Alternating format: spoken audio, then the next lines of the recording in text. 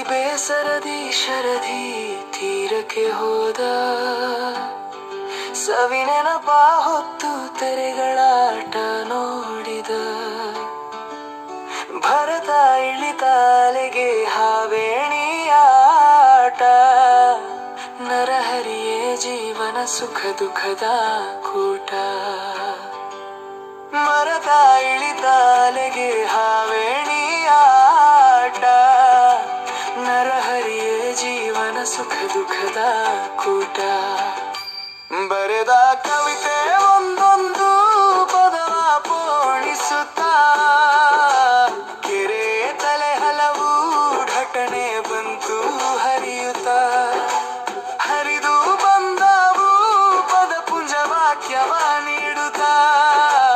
ಪ್ರವಾಹದಂತೆ ಹರಿದು ಬರಲು ಸಾಲು ಓಡುತ್ತಾ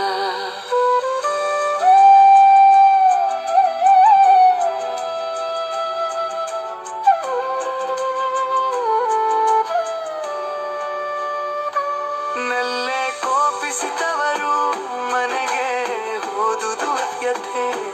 ಕವಿತೆಲಿ ಹಲವು ಭಾವಗಳು ಬಂದು ಹೇಳಿತು ಕತೆ ಮನದಲ್ಲಿ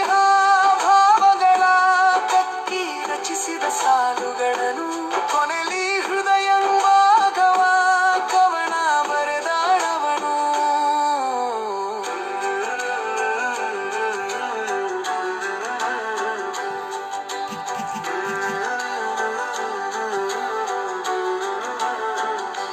ಬರೆದ ಕವಿತೆ ಒಂದೊಂದು